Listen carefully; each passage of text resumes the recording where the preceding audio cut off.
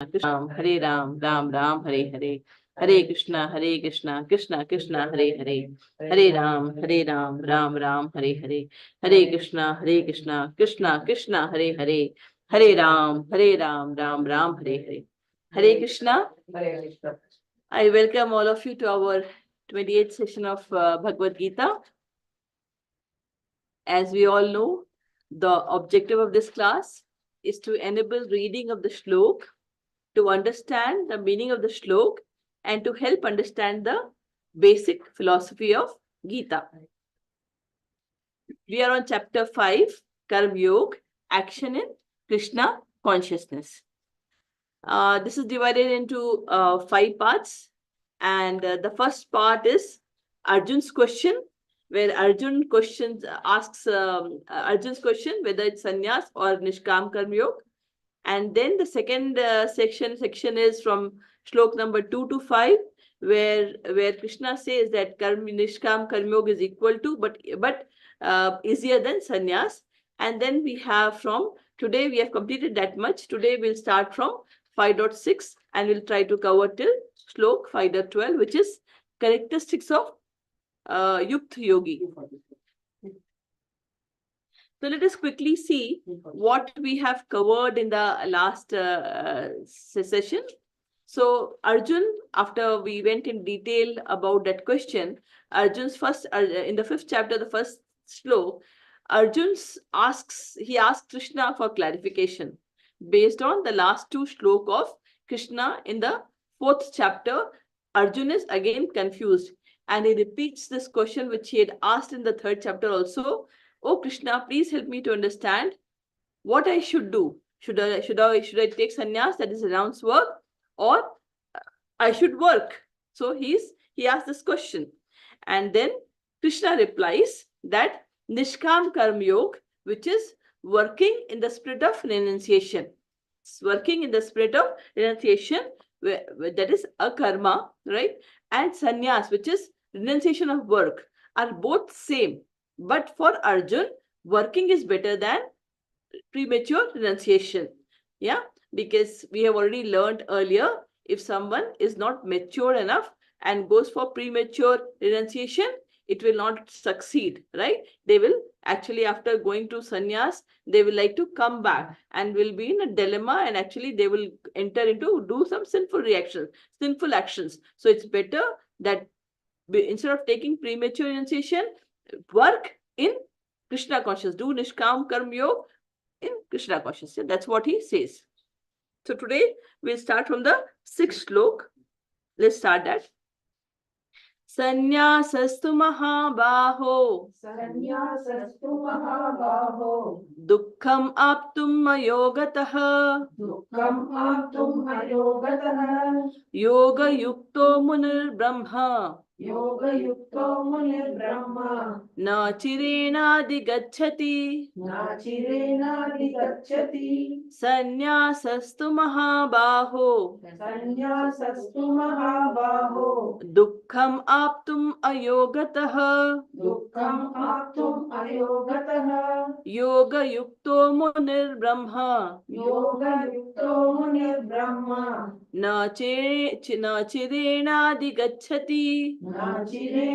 digacchati. Sanyasastu mahabaho dukkham aptum ayogatah yoga yukto munir brahma na chirena digacchati. Let's see the meaning of the words. Sanyasastu. Sannyas is renunciation, right? Sannyas is renunciation. So there are 2 kinds of renunciation, right? We'll talk about that later. Mahabaho is Arjun. Mahabaho is the name of Arjun, right? Dukkham aptum ayogata. Dukkham aptum means you will incur lot of dukh, lot of sorrow. Why? Ayogata. Yog means, yog comes from yuj dhatu. Yuj means connection, and yog means connected. Ayogata means with someone who is not connected. Ayogata means someone who is not connected. Then yoga yukto. Yoga is again connected. Yukto, someone who is connected Munir Brahma, those Muni were connected Brahma, to Supreme, na chirena adhigachati. Achirena means without, chir means delay. Achir means without delay. What will happen? They will get the Supreme without delay. Yeah. So let us read the meaning in English first. Merely renouncing all activities, yet not engaging in the devotional service of the Lord, cannot make one happy. But a thoughtful person, engaged in devotional service, can achieve the Supreme without delay. So now Krishna is saying to Arjun, Sannyasastu Mahabhavo. Oh Arjun, he explains about the two types of sannyasi. Which are the two types of sannyasi? One is a yog, one who is not connected to God, and the second type of sannyasi is yoga yukto. He is connected to Supreme, right? So what happens? Now looks at the two different types of yoga that we have learned so far. So the sannyasi who has who has realized that we are not this body, we are this knowledge, but do not know, he has got that gyan, but has not understood what is the ultimate goal. He has not understood the ultimate goal, but has realized that I am not this body, I am the soul, and I need to work for the soul. So what he does is he wants to renounce all the activity related to body, but is not mature enough to know what is the final destination. So what they do, they go forward in search. They go forward in search of what is the ultimate. So they are not connected to ultimate. So what will happen?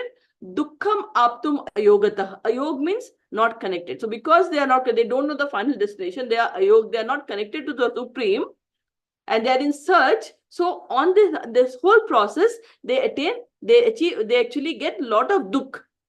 Yeah, we'll also read later what is the process they follow. So they actually get a lot of dukh because they're just trying to search without any very definite path. They're trying to read a lot of scriptures, lot of Upanishads, lot of elements, understanding what this whole world is, who am I, all those things they're trying to understand without understanding that there is a Supreme with whom they have to get connected. Yeah, so we have learned these shlokas earlier, and we have talked about this. Well, what is the summary of the Vedas? What we need when we read the Vedas? What are we supposed to understand in the end? Krishna says, Vedasya sarve.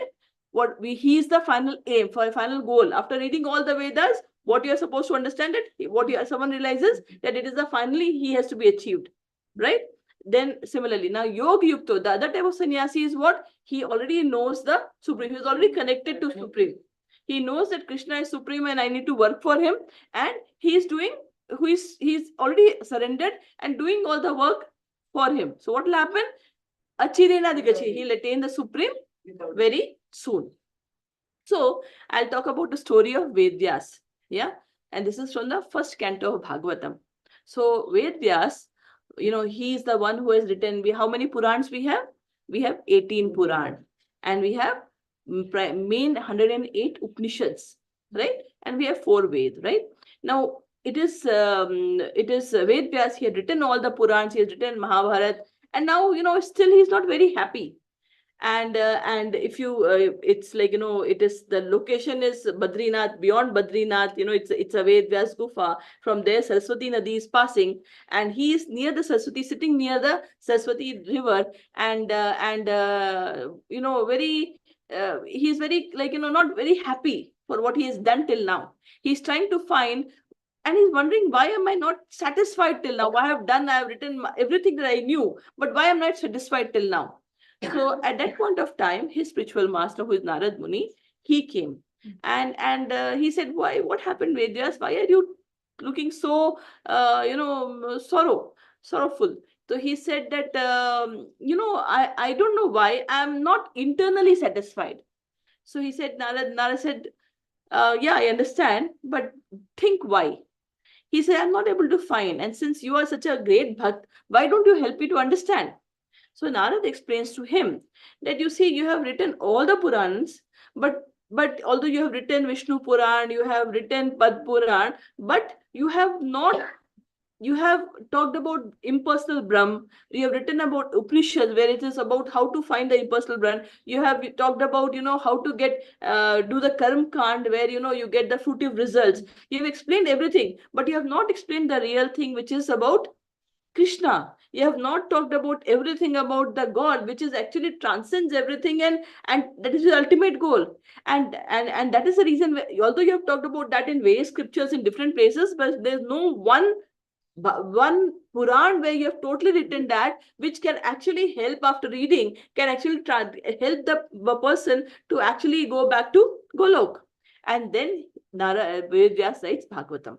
So Bhagavatam is the sar of all the Ved, all the Upanishads, that whatever you will achieve reading that, you will actually achieve that by reading Bhagavatam. That is what is the Bhagavatam Puran. It's called Bhagavatam Mahapura, Srimad Bhagavatam. That is what he wrote. And that is why, because although even Ved Vyas, who is such a great devotee, even he was not satisfied, or he was not happy, because he has not finally understood and connected himself to Krishna, right?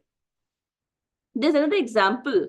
Which Prabhupada talks in his lectures normally, is about post box, right? He says it's very, very important. Like, when you have to send a letter, when you have to send a letter, if you have not, if you don't put your letter in the authorized post box, what will happen? It will never reach its destination. So you have to know what is the authorized post box is. So you cannot just go here and there and try to do anything, whatever you feel like.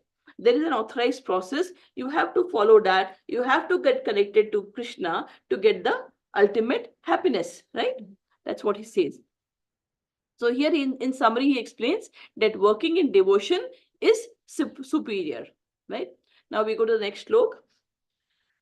Yoga yukto vishuddhatma. Yoga yukto vishuddhatma. Vijitatma jitendriya. Vijitatma jitendriya. Sarvabhutatma bhutatma. Sarvabhutatma bhutatma. Kurvannapi na lipyate. Kurvannapi na lipyate.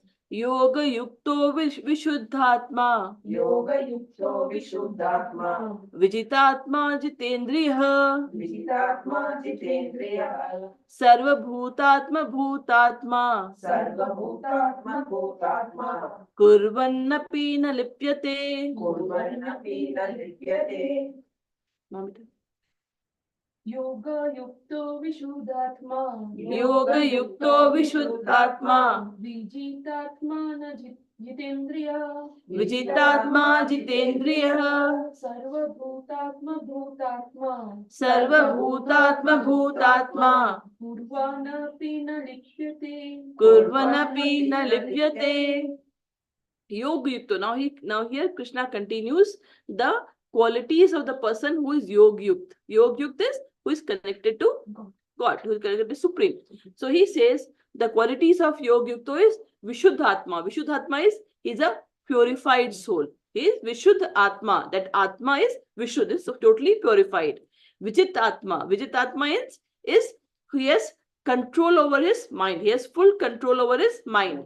And Jitendriya. Indriya is your senses. He has total control over his senses. Sarva Bhutatma Bhutatma. Sarva Bhutatma means all living entities. So he is Bhutatma. He is dear to all living entities. Kurvanapi na lipyate. And such, although Kurvanapi, although he is working, na lipyate. He is never entangled. He never gets entangled, right? So let's read the meaning of this. One who works in devotion. One who works in devotion. Who is a pure soul. Who is a pure soul. Who controls his mind And controls his mind and senses is dear to everyone. Is dear to everyone. And everyone is dear to him. And everyone is dear to him. Though always working, Such a man is never entangled. a man is never entangled. Yeah. So now again, so what Krishna is explaining here is the qualities of the Yog Yukt, the qualities of a sannyasi or a person who knows and who is connected to God, who is doing the devotional service. So he is Vishuddhatma. Now, how do you purify? How you become a purified soul? We have already talked about it multiple times. What do we need to do to become purified? How do we purify? What's the process? By chanting. So we chant. So there are a lot of we'll be talking about that later in from 7th chapter onwards, that the entire devotional process. So it is chanting. The more you chant the God name, the more you purify yourself, right? So chanting, hearing about the God's glory. We learned in the 4th chapter of Bhagavad Gita. Krishna says, those who those who hear about my appearance and my activity, they will anyway get liberated. And Bhagavatam is about all his activity and his all thing. So that is what. So it is hearing about Krishna. It is about speaking about Krishna. It is praying to Krishna. So when you do all this, when you are involved in all those activity, what happens? You actually slowly you get purified. And when you start getting purified, you yourself start getting more and more connected to God. You yourself will feel that, instead of seeing, going to a movie, going to a party, you will like to listen to God. Automatically you will see a change in yourself, where your attention and yourself, you will start getting enjoyment in that activity. Yeah. And that means you are actually getting purified. Unless unless your senses are purified, you will actually like to do other things and you'll try to run away from God. But then the more you are chanting, the more you are praying, the more you are listening, you'll feel yourself getting attracted towards God, or getting attracted towards listening what he said, getting attracted about him. That talks about your purification level. Yeah, that talks about so that's someone who is a yoga, what will happen? He gets purified. We talked about how the person gets, and when it's purified, when you're getting purified, your mind gets controlled, your senses gets controlled, because it will not run here and there. It will get more focused towards God. Right? Then it says Sarva Bhutatma Bhutatma. It is someone who is dear to everyone. Now, do you think it's possible that someone can be dear to everyone in this world? No. It's so difficult, even with your own sisters, with your own sister-in-law, with your own mother. Even for small things, you start fighting, isn't it? With small things, there's always a difference of opinion. There's an anger. So how can someone be so great? So what qualities? So Kapil Dev, now in the 3rd canto of Bhagavad Gita, Kapil Dev, actually he gives a lecture to his mother, Devhuti. And he talks about the qualities that make someone, the qualities that make him someone Suhidam Sarvabhutanam, who is someone who is like, who is actually loved by everyone. The first quality that person should have is that person has to have extremely tolerant, because this is a world where whatever you do, everything blame will come on you only. Yeah. So you have to be extremely tolerant, because although you are doing good, but everyone will think that no, there must be some personal issue, something. So you have to be extremely tolerant. You have to be extremely forgiving, because if you start taking things in your heart, you cannot be able to help anyone. Then you are more bothered about and why it is so? Because it is not because of others, it is because of us. There's no problem with others. It is our internal problem. Because I'm not so matured, because I am not so tolerant, because I am not so forgiving, that's why I'm not able to adjust with anyone. It is not the other person. It's a problem with us, ourselves. Yeah. So Kapil Dev says, so who needs to change? It is not that mother-in-law needs to change, or sister-in-law needs to change, or the sister needs to change. No, it is I have to change. I need to be more tolerant. I need to be more adjusting. I need to be more forgiving. I need to be more loving. I need to be more caring. I need to be more honest. I need to be more kind. I need to be more compassionate. And these are the real jewels. These qualities are the real jewels of a human being. It is not how much gold you are wearing or how much diamond you are wearing. They all are external things. The real quality is how much kind you are, how much compassionate you are, how much tolerant you are, how much honest you are, how much loving you are, how much forgiving you are. Yeah. And when you have these qualities, what will happen? Everyone will like to be with you, because they know that you are the one who will always care for others. है ना? So Sarva Bhutatma Bhutatma. So who is a yogakta, who is a great devotee, what will happen? They are very compassionate and they take care of everyone. For them, everyone is equal. Right? Yeah. Kurvanap, and such people, Kurvanapi, although they are doing everything, when you look at them externally, they are doing everything like any other human being. But na lipyate, they will never get entangled. They will never get entangled with this material world, because everything they do is for Krishna. Nothing they're doing it for themselves. Even when they are helping anyone, it is always for Krishna. In their heart, they have already given their heart to Krishna. So whatever they're doing, they're actually doing for Krishna. So they will never get entangled. So let's read the meaning of this shloka again. One who works in devotion, who is a pure soul, and who controls his mind and senses, is dear to everyone. And everyone is dear to him. Though always working, such a person is never entangled. Understood? Yeah. So we go to the next shlok. A very, very important shlok.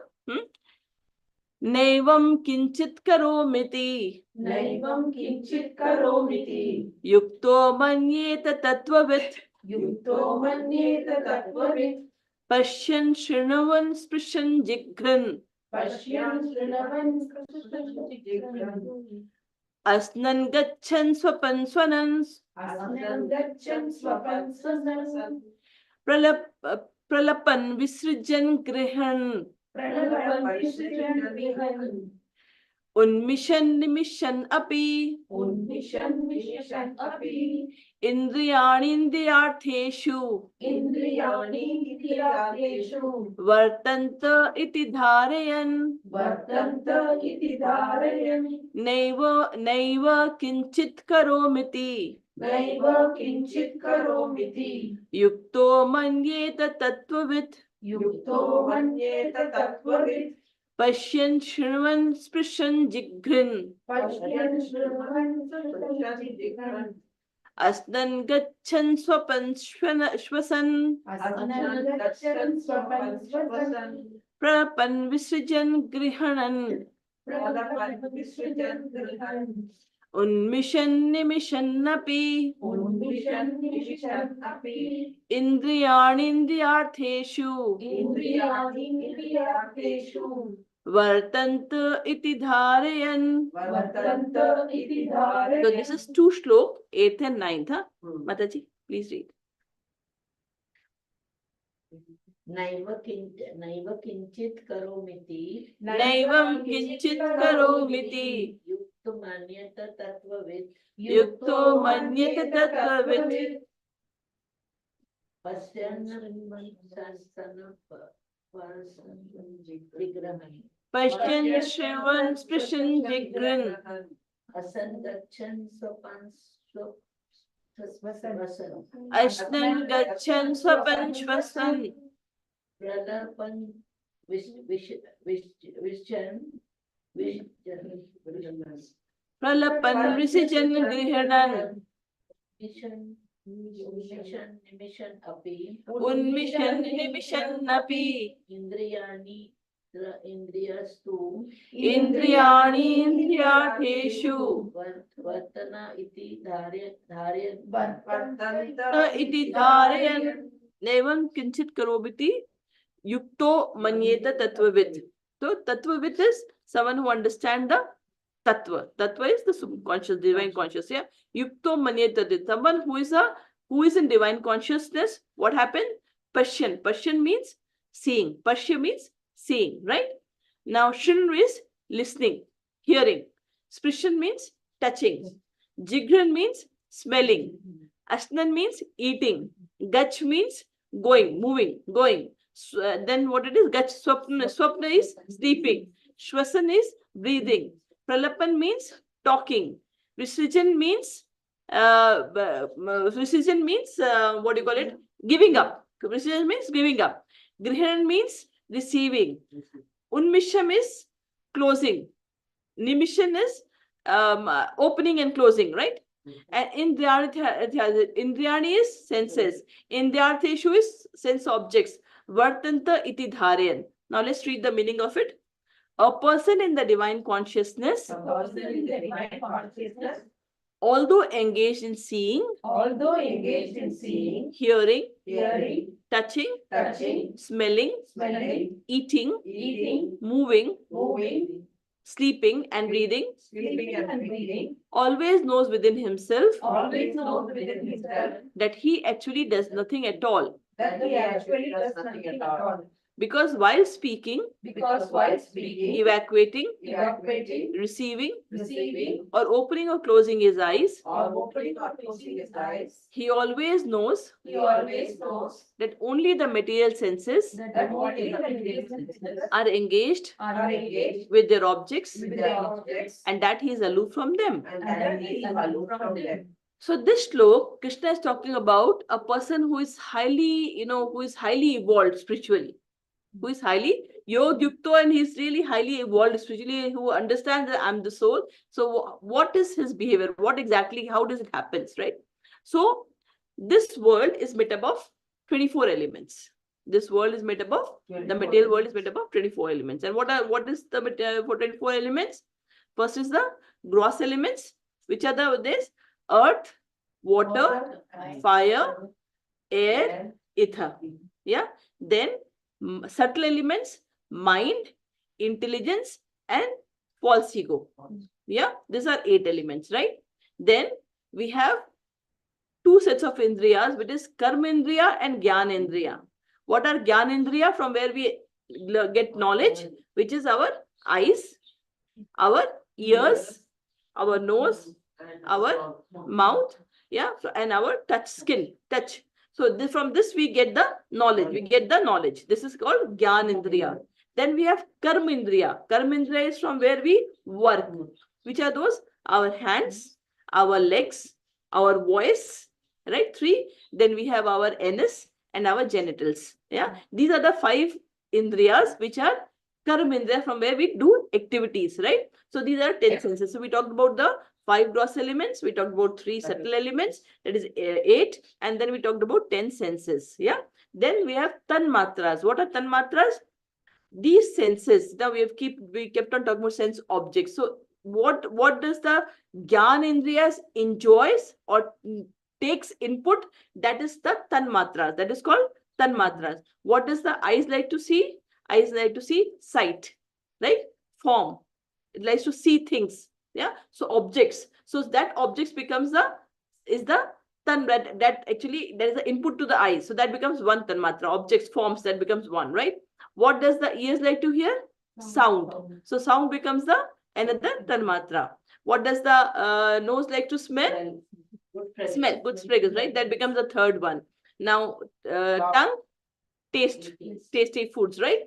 And then with that skin, nice things we want to, right? So these are the 5 tanmatras that we have. So that becomes 15. 15 and 8 is 23. So these are the 23 elements, right?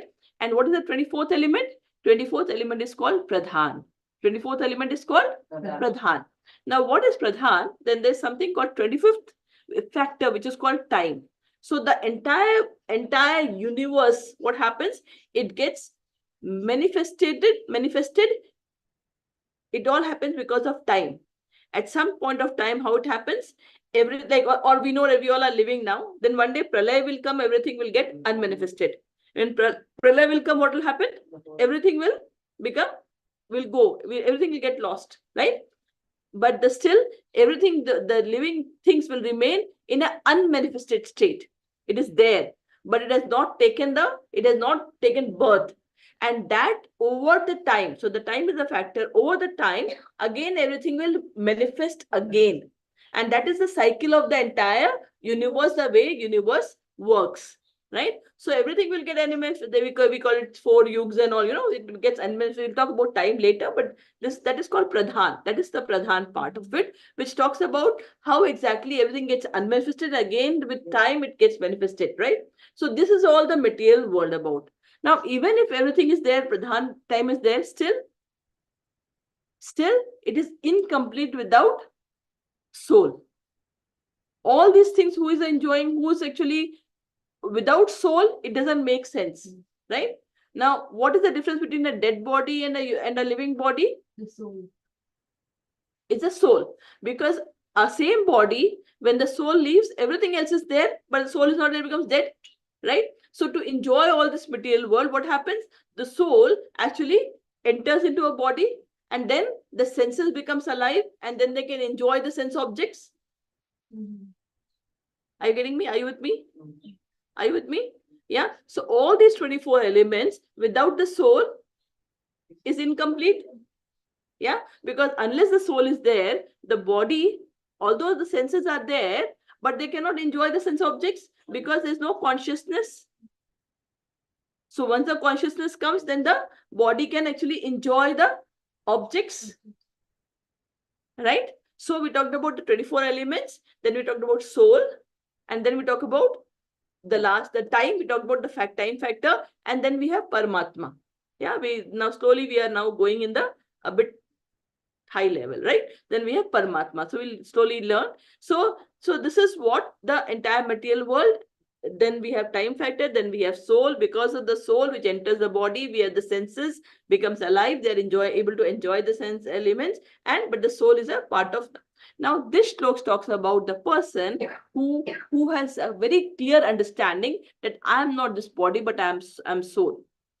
Yeah. So what he very well understands, what he is understanding, that this body, whatever the body is doing, it's seeing, hearing, touching, smelling, eating, moving, sleeping, and breathing, always knows within himself that he actually is not doing anything. It is the body which is doing it. And he is only observing, sitting inside. It's like in a cage, it's sitting inside and watching everything. Without it, the body cannot function. But the person who is spiritually evolved, he understands that body, it's a body's duty. Body, even if you don't do anything, you will, you eat, automatically you will have to go in the morning to, to the, and evacuate. Right? So it's a process that happens on its own. The body is automatically working. What am I? I am there inside the body, which is enabling the, conscious, because of which the body will do, but he's just sitting and observing. And he also desires, because of which things happen. That we'll read later. But he is actually sitting inside, and Paramatma is also inside. Yeah, he is a super soul which is inside, sitting inside. Understood? Now you're seeing that. So who can, and he also understands that my job is what? I'm a soul who is a part of Krishna. So my job is actually to be there. The body will do it, is fine. Now let's read this, the English meaning of this shloka again, with this knowledge that we have learned just now, right? A person in the divine consciousness, although engaged in seeing, hearing, touching, smelling, eating, moving about, sleeping, and breathing, always knows within himself that he actually does nothing at all. Because while speaking, evacuating, receiving, or opening and closing his eyes, he always knows that only the material senses are engaged and their objects, and that he is aloof from them. Are you able to make more sense of this stroke now? Only the senses are engaged with their objects, but he is aloof from them. And now I'll go back to the next slok. So these are the symptoms of a liberated person who really understands. I'll go to the next slok that we read in the 3rd chapter. And the 3rd chapter, we actually read a slok, which is the 27th slok. We read, Prakrite kriyamanani gunehi karmani sarvasha. You don't need. You just listen to this one. The 3rd chapter, 27th slok, what we read was, you may remember this, Prakrite kriyamanani gune karmani sarvasha ahankara vimudhatma kartaham iti manyate. The spirit soul, bewildered by the influence of false ego. What is the meaning of false ego? False ego means when the spirit soul does not understand that it is different than the body, it thinks that I am the body, then it is a false ego. It is a false ego. Right? So when the spirit soul knows that I am different and body is different, then it is evolved. Then it is evolved, right? So the spirit soul, bewildered by the influence of false ego, thinks himself the doer of activities that are actually carried by the three modes of material nature, which are actually carried by the karmas, by the three modes in which gun you are in sattva gun, rajas gun, and the tamo gun, in which gun you are. We read that in the third chapter. Remember this shlok? Yeah. So, but the thing, so this is what it is. So, this someone who is the liberated person will know that I am not the doer. So, the question is, yeah. So what is the symptoms of a liberated person? He very clearly knows that he is not the doer. He is sitting in the, it's like, you know, a car. Think about a car and a driver. Yeah. Now imagine you have purchased a new car, you know, a big brand new Mercedes you have brought. Yeah. And you are taking that out. And on a MG road, someone comes and crashes on that. What will be your reaction? Angry. Yeah. Yeah. Very, very angry. Frustrated. Frustrated, angry, right? Yeah. Why? Because we think that because the car is like our car and it has involved any my money, so much of money. Right? Yeah. So because you are the driver in the car, but because you're so much attached to the car, so when the car is crushed, you are like, you know, you get up and you start shouting and you get, because it is your car, you know, it is your, yeah, because you are not able to differentiate that I'm the driver and this is a car, it's a material thing, it will get to it tomorrow. Yeah, yeah. So you are not able to differentiate between the driver and the car. You think it's me. Yeah. But then someone who is evolved understands, okay, it's I'm fine. The car has got damaged, it will get repaired. It had to happen, it's happened. So your reaction, so it means the person who is liberated, who is much evolved, will understand and know that the car is a body and the driver is the soul. And they're two different things. That is and will not get angry about it. Okay. But the person who is attached to the soul and body is attached to too much body, he'll start getting shouting on it. Right? Clear? Yeah. So these are symptoms of bondage. We can see very clearly, understand from this example. So soul is totally aloof. That's what we understood, right? Let's go to the next shlok now. Shlok number 10. Brahmanyadhyaya ready?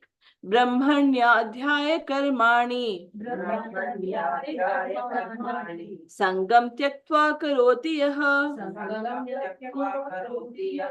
lipyate na sa papena padam patram vimambhasa brahmanyadhyaya karmani sangam tyaktva karoti yaha lipyate na sa papena padam patram vimambhasa. Mataji. Brahmanyadhyaya karmani sangam tyaktva karoti yaha lipyate na sa papena padmapatram imambhasa. So now let's read the meaning of this. One who performs his duty without attachment, surrendering the results unto the Supreme Lord, is unaffected by sinful reaction, as the lotus leaf is untouched by water. Yeah. So in this shlok, there are three things Krishna is talking about. Now it's a continuation of the old shlok about the soul which is aloof. So what is the soul doing? Sangam tyaktva karotiya. What is the soul doing? Sangam tyaktva. Sangam is attachment. Tyaktva is leaving that. So he's doing all the duty without attachment, because he knows I'm the soul, I'm separate than this body. So he knows his job and he's doing all the duty without attachment. But he's doing all his prescribed duty. For an external person who doesn't know the inner consciousness of that person will look like any other person doing everything. The only difference is a consciousness by which you are doing the job, that you understand. Others may not understand and others need not understand because it is internal to you. With what consciousness you are doing is only known to you. Yeah, and others need not understand. For everyone else, you are a normal human being the way everyone does. So whether you are liberated, even living in this world, doing all the grihast work you are doing, you can be very well liberated. You don't have to go to Himalayas, sit there and be a yogi and think what to do. No. Very much in this life, doing all your prescribed duty, living the way you are, you can be very much liberated. How you can be liberated? It's upon your consciousness about how you are handling your body and soul, and what are you doing with your soul. Because soul needs the activity of your job should always be with Krishna, for Krishna. Yeah, and doesn't mean that you are only sitting and chanting and doing not doing. No. You have to do your prescribed duty, whatever duty as a wife, as a mother, as daughter-in-law, as a daughter, and whatever your role is in the world, you have to play all those roles to the best of your ability, but you can be still unattached. So this is what is talking about, that the liberated soul, how will he do? Sangam tikta kroti, will do all the prescribed duty but without any attachment. Now when you are not attached to something, you will not get hurt. It will be so easy for you to forgive because you are not attached. You can also much easily forgive the person. You can, because then because you are attached to your body. He told me all those things happen. But when you're not attached, you know that okay, this person, okay, this is a relation, this is being given in this life. Let me do my work. It's fine, I'm okay. Thank you. Even a person curse, say thank you. Move on. You will not get angry. Right? Nothing will happen to you. The other person may get angry, but you will remain peaceful. So now this example, Sangam Tektva, because you are attached, what will happen? And then the question is, but I'm doing activities, what to do what should I do with the results that's happening with the activity? You are saying that you continue doing your duty, but then what some fruits is happening. So what will happen? What will that liberated person will do? Brahmanyadhaya karmani, will give all the results to Krishna, to the Supreme. So you know that nothing is mine, and you have given it back to him. Right? When you go to Ganga, you take the Ganga water, you give it back to Ganga. Tera tujhko arpan kya lage mera, nothing is mine, nothing was mine. I'm just here. I'm just doing what you made me here. I'm here because of my karma. I'm doing my activity and I will do my activity and I'll go back. Once you have the relation, you will get angry. You will have the power to tolerate. You'll have the power to forgive. Understood? Yeah. So now in this talk, three things Krishna says. He's saying, Sangam tikta karoti. All your activity, what the liberated person will do is without attachment. And the results of karmani, brahmanyadhyaya karmani, all the karma reaction goes back to Supreme, will get offered to Krishna, to Supreme. And then what will happen? The result of that, what will happen is the second line. Lipyate na sa papena. Lipyate means will not get affected. What will not get affected from any sin? And how? Just like padam patram vibhavasa. How would we see the lotus leaf? It's in the water. And when water comes out, it's all in the dust. It's all in the dirty water. But the lotus leaf is never touched by the dirt. It is always pure. And if a drop of water comes, nothing can attach it. It will again fall. Similarly, if you are working like this, if you are living like this, sin cannot touch you. Because you are not attached. You are looking like that, but you are not, because it doesn't matter to you. You are already given yourself to Krishna. Nothing else matters. Isn't it? All your activity are doing for Krishna, but you're doing all your activity just like any human being. Yeah? So nothing will impact, and that's what it should be. No pain, nothing. Yeah? Just like a patram vihausa, the lotus leaf in the water. So that's what Krishna explains. So when someone is a liberated person, then this is what will happen. This is how he can live, right? So fruits are not mine. Then whose results are not only your efforts. So sometimes we saw there was a very good example I heard. It's about a person. Think about a person who is you can see from the answers that you will. So say a person is going on the road, and he finds a purse. He finds a purse lying down on the road. Right? And he just, so there are three reactions that a person will do. What will the first reaction? Pick it up, and then what will you do? Keep it or try to give it to the person or give it to the person. Or he will search for the person who has somebody who's donated in a different. Everyone has a different answer, right? Yeah, so there are three possibilities. You look at it, you'll open, you'll see money, you'll keep it, and you move forward, Yeah. move on without thinking. That's a general way people do. Yeah. Yeah. Second, we'll take it, we'll think, oh no, we'll look at, but oh, it's not mine. You'll move forward. Pata nahi kiska hai, why should I take the, pata nahi, I'll not touch it also and move forward. Third person will look at it, will think, oh, pata nahi kiska paisa gir gaya, let me help that person. Try to find the address in that purse, try to go and knock at the door, or at least go to the police and say, this is there, why don't you, help this person to find, and we'll move on. 3 probabilities. Now look at this behavior and who is that person? Yeah. Now the first person who has just picked up the purse and has taken the money and just gone by, he is a materialistic person. He is the materialistic person. So what he is doing, he's actually his normal behavior will be use whatever is coming to me and doesn't want to return anything back to God. And what did Krishna say in the second chapter, third chapter? That the people who takes, because everything is provided by God. If water is not there, today we are suffering for water. If water is not there, none of the grains will grow. When none of the grains grow, you can't eat. When you don't eat, you don't get energy, you can't do anything. If there is no air, you can't breathe. Nothing is ours, everything is his. So the materialistic person, well, he will not bother about it. He's basically a thief. He's a thief because he doesn't want to return back to God. He just wants to enjoy and he will always remain entangled with this world. Yeah. The second person who looks at it, moves on, is a renouncer. Renouncer, what is a sannyasi? He'll think, why should I bother? Leave it, let me go.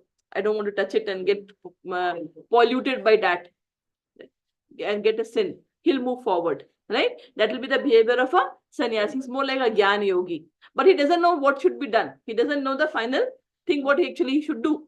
The third person is more like a devotee. He will think about it. He will take the money, take the address, try to go and find out the person, or at least give it to the police so that actually he may call and say, did you get the purse? I saw this one. So he will ensure that the money reaches there. Yeah. So such person is what he'll understand, and he wants to return the things to God, and will always remain disconnected, and because they're very honest, very pure. Yeah. And so this shows the behavior, the 3 behaviors and the 3 type of people that we see around, right? Many people may ask that, oh, why should I give? I have worked. I have done all my work. I have got the money. And then why should I give it to God? Right? It's a very common question that will come to the mind. Yeah? Yeah? Come on, you had been working. You work from 7 o'clock to 9 o'clock. Yeah, every day. And why should you go and give the money to God? It's mine. Give me. Right?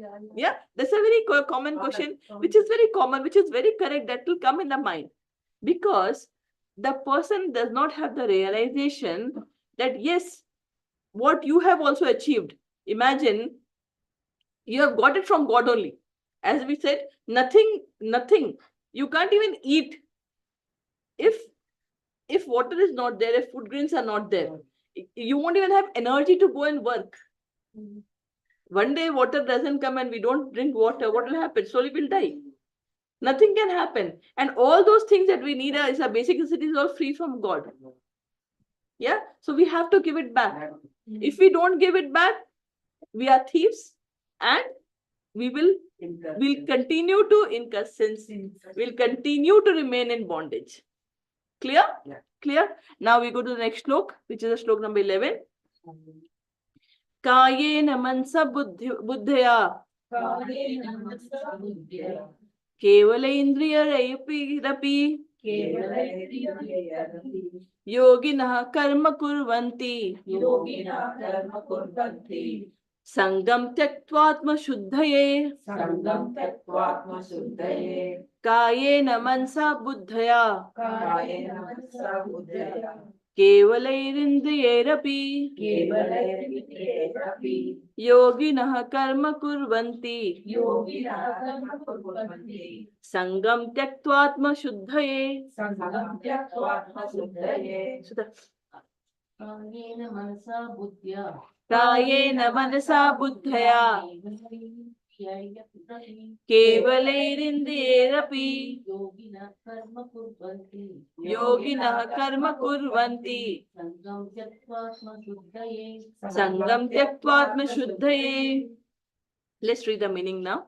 The yogis abandoning attachment, act with body, mind, intelligence, act with body, mind, intelligence, and even with senses, only for the purpose of purification. only for the purpose of purification. So now again he continues with the behavior of the yogis, the liberated person, what they will do, what they, let's look at the Tyaktvatma Shuddhe. What there is Sangam Tyaktva, the second line, second part. Sangam Tyaktva, what will happen? Leaving, abandoning all attachment. And then Kayen means body, Manasa means mind, Buddha means intelligence. By what they will do? Act with body, mind, and intelligence. Kevalain Indriyarapi, and also by their, also even with their senses, Indriya senses, right? And for what? Karma kurvan. They'll only do the karma for Shuddhaye, to purify yourself. Yeah. So they will do all the activity that they need to do by their body, by their mind, by their intelligence, by their senses. Always their focus will be to purify themselves. Yeah. So there's in the 5th canto of Bhagavatam, there's a story about Rishabdev. Rishabdev is again an incarnation of Krishna, right? Similarly, Kapil Dev, we talked about 3rd canto, he is also an incarnation of Krishna, Vishnu, right? So Rishabdev had 100 sons. He had 100 sons. The first son, our country, Bharat, has been named after his first son. Yeah, Bharatvarsha. And so what he told to his sons, he said to his son that you need to do as many austerities as possible, not for material gain, but for spiritual advancement, for purification of your body. Got it? We have to do not for like, okay, let me do this for that I enjoy more fruits. No. The more fruits you enjoy, the more you are actually getting into the bondage, and the more you are getting to the cycle of birth and death. Yeah. But what we and more into the cycle of birth and death means more and more sufferings. More and more suffering, right? So what we have to do, we have to purify ourselves. We have to try to come out of the cycle of birth and death and for that, first of all, we have to do all these austerities. We have to connect so that we purify ourselves by the process, and then we can start understanding, and then our connection will become stronger. The more it becomes stronger, the easily we can break the bondage of birth and death, right? We go to the next shlok, which is the last shlok for today. Yukta karma phalam tyaktva shantim apnoti naishtikim ayukta kamakarena phale sakto nibadhyate yukta karma phalam tyaktva shantim apnoti naishtikim ayukta kamakarena phale sakto nibadhyate. Let Mataji. Yukta karma phalam tyaktva. Yukta karma phalam tyaktva. Shantim apnoti naishtikim. Shantim apnoti naishtikim. Ayukta kamakarena. Ayukta kamakarena. Phale sakto nibadhyate. Phale sakto nibadhyate. Let's read the meaning. The steadily devoted soul attains unadulterated peace because he offers the result of all activities to me. Where is a person who is not in union with the divine, who is greedy for the fruits of his labor, becomes entangled. Now, this is a summary shlok of all the shlok that we read from shlok number 6 to 11. Now, here Krishna concludes saying that the two out of the two types, one is a yukta, one who is connected to Krishna, a yukta who is not connected to Krishna. So, what is the behavior of a yukta? Yukta karma phalam tyaktva. All the karma phal, all the results of the activity, fruits of the, will leave it. Taktva means leave it. And when they do that, what will happen? Shantim apnoti naishtikim. Naishtikim means, it's unadulterated. It is like which can be only experienced by a liberated person. Shanti, what the peace? It is an unadulterated peace that person will get. It's like divine peace because you're not attached. When you're attached to things, then only you feel, oh, mine is gone, it's not. But when you're not attached to things, nothing will happen. You will not get those feelings, those dualities that we talked about. Sad. Why do we feel sad and happy? Because we are connected to a thing. Right? Attachment. Because we are connected. If we lose that, why did that car, when it gets, we felt? Because we are connected, we are attached. Yeah, the sad and it's all because of our attachment. But when you're not attached, even if it happens, even if it is of very, very precious things to you, you know that it was a gift of God given to you, it's been taken away. That's it. Nothing was mine. All the relations we are in here is all temporary. It has been just given to us by God. Because of our karma, because of their karma, because we all have come into this. If that realization is there and we live, things have to go. It's a temporary world. We all have to go. So what will happen? The attachment, you don't live and and you get attached to something which is permanent. Then what will happen? You will never miss. Normally, when a mother and a child, the mother spends all the time in his life to bring up the child. And what happens one day? The child grows up 12th standard and then they do college and then they get married and they go away. And then the mother is totally broken. Because throughout from birth till 16, 17 years, the child was the only focus of the mother. And mother forgot everything else but the child and the husband, that's what their life was. Right? Right? That's what her life was that. Now there's a vacuum. Vacuum and she doesn't know what to do. She goes into depression, a normal thing. But the thing is, everyone has to go. But if the mother would have been directly had remained connected with Krishna right from beginning and or continues or connect with Krishna, then just like you did for Krishna, child, you have to do for Krishna. You have to wake up in the morning, you have to feed the breakfast, you have to give the lunch to the Krishna, you have to bathe the Krishna, you have to dress the Krishna, you have everything is there. You're never free. You have so much service for Krishna. You have to work for Krishna so that you can give him good food. You have to do everything for the Krishna. You have to work for Krishna so you get enough money so you can actually take care of Krishna's requirements. You can actually go around and to the places of Krishna and take care of him there. So when are you free? You are always, till you are alive, you are never free. You are totally attached with your. So that attachment is a permanent attachment. He never goes away. He's there with you always. Isn't it? Yeah. Isn't it? Yeah. So someone who is yukta will have the unadulterated peace. Will never feel a loss of anything because there's no loss. You're always connected to permanent. Work with detachment. You work with detachment because you know that everything else is temporary. And only This is permanent. So that peace is, any loss is not a big loss for you because of that connection that you have. Right? But someone who's ayukta, who's not connected, kam karena phalen, wants to enjoy the fruit of the work that they're doing, sakto phalen sakto nibadyate, will always remain entangled. Wants to enjoy, will always, because running, you always remain entangled. Got it? So we have to live our life with Krishna in the center, do all your activities, but he should be the center. Purify yourself, chant as many rounds as you can. The more you chant, the more you are connected to him. And your connection, it is a lost connection. We all know Krishna says we all are part and parcel of him. So it's a lost relation. Revive that connection, strengthen that connection, hear about him. Where do you have time? Whenever you get time, think about, listen to him. There's so many things to listen about him. You'll not miss anything in the world. It's so beautiful life. Right?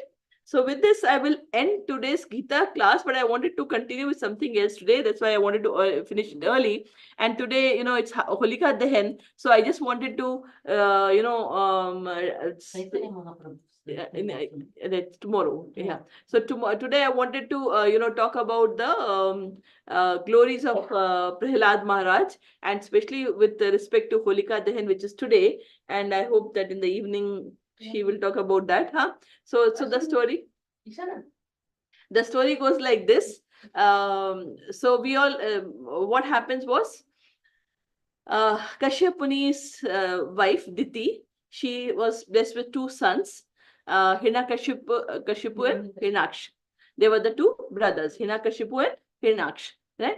Now, these two brothers, they went and won over all the devtas and drove and won over the Swarglok and all. And Hinaksh and wanted to, he took the earth and had also put them in the Patalok. And then at that point of time, Vishnu came in the form of Varaha and had brought the thing up and he had killed Hinaksh. Now Hiranyakashipu became very angry and wanted to, take revenge. So he went and started doing a lot of meditation. He went and he did enough austerity. And when he was doing that, what happened? Indra said, this is the right opportunity for me to go and attack and get everything back. And, so this is what he did. And he went and killed all the devtas, went and killed all the demons. And and then Hiranyakashipu's wife, Kayadu, she was in the palace. And she said, Indra said, no, go and kill her also. And when one of the demigods taking Kayadu, so Narad Muni came and said that Kayadu, you can't kill her because she's so Indra said, no, she's expecting a baby and it's important to kill that also, so that except for Hiranyakashipu, everyone is dead.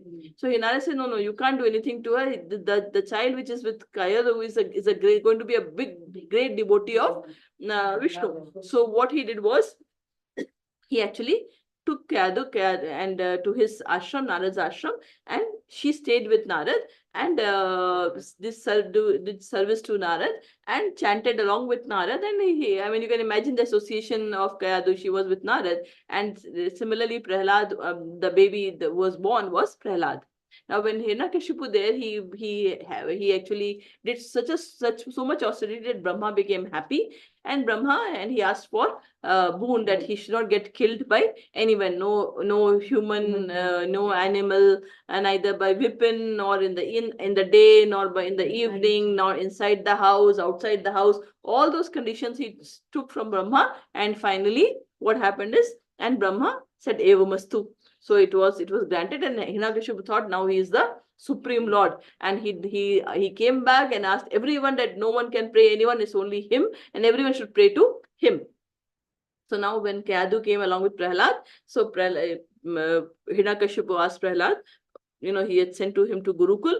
There, their teachers started teaching him. But he was like very clear, when